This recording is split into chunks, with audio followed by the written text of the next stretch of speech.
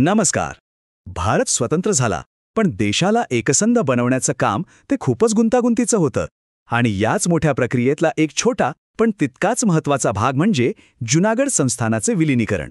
चला तर मग ही छोटीशी पण एकदम नाट्यमय कथा नेमकी काय आहे तेच पाहूया. तर मूळ प्रश्न हा आहे की जुनागड संस्थान अखेर भारतात सामील झालंच कसं? हा साधा प्रश्न वाटत असला तरी यामागे एक मोठा राजकीय संघर्ष दडलेला आहे. या सगळ्या कथेची सुरुवात होते एका निर्णयामुळे, जो एका मोठ्या संघर्षाची ठिणगी टाकतो. आणि हा निर्णय होता जुनागडच्या नवाबाचा.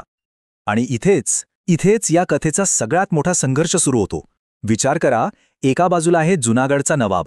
त्याला काय करायचंय? त्याला आपलं राज्य पाकिस्तानात घेऊन जायचंय. आणि दुसऱ्या बाजूला तिथली जनता.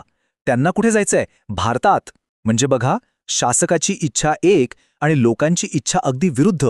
हीच दरी संघर्षाचं मूळ कारण ठरली. आता नवाबाने असा निर्णय घेतल्यावर जनता गप्प बसेल का? नाही. साहजिकच लोकांचा असंतोष उफाळून आला आणि त्यांनी प्रखर विरोधाला सुरुवात केली. आणि हा विरोध काही साधासुद्धा नव्हता. जुनागडच्या जनतेने एकत्र येऊन नवाबाच्या निर्णयाला जोरदार आव्हान दिलं.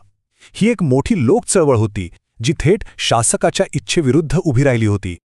ही परिस्थिती म्हणजे शासकाची इच्छा विरुद्ध शासित लोकांची इच्छा याचं अगदी उत्तम उदाहरण आहे. म्हणजे बघा, एका व्यक्तीचा निर्णय संपूर्ण राज्याच्या भवितव्यावर लादला जात होता आणि लोकांनी तो स्वीकारायला स्पष्टपणे नकार दिला होता. लोकांचा विरोध दिवसेंदिवस वाढतच गेला. परिस्थिती अशी झाली की नवाबाला या वाढत्या विरोधाला सामोरं जाणं अक्षरशः अशक्य झालं. राज्यावरचं त्याचं नियंत्रण आता पूर्णपणे सुटत चाललं होतं. आणि मग तो क्षण आला जेव्हा नवाबाने अक्षरशः हात टेकले. परिस्थिती हाताबाहेर गेल्यामुळे तो आपलं राज्य सोडून पळून गेला. आणि त्याच्या या एका कृतीने जुनागडमध्ये एक मोठी राजकीय पोकळी निर्माण झाली.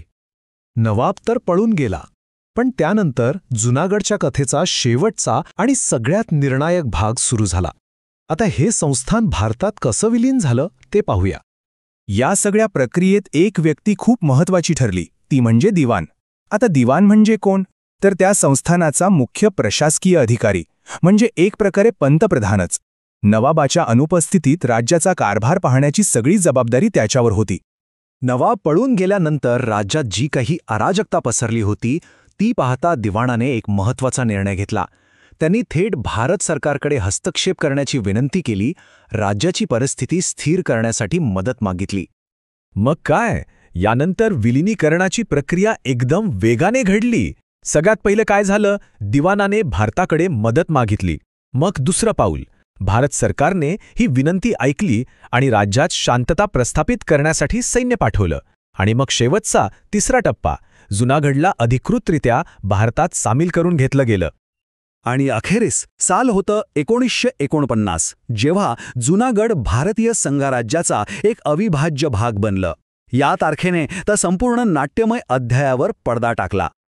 जुनागडची ही संपूर्ण कथा आपल्याला एका महत्त्वाच्या प्रश्नावर विचार करायला लावते. तो म्हणजे लोकांच्या सामूहिक इच्छेचा एका शासकाच्या मनमानी निर्णयावर अखेर विजय कसा होतो. खरं तर हे लोकशाहीच्या शक्तीचं एक उत्तम उदाहरण आहे. आणि याच विजयामुळे जुनागड आज भारताचा एक अविभाज्य भाग आहे.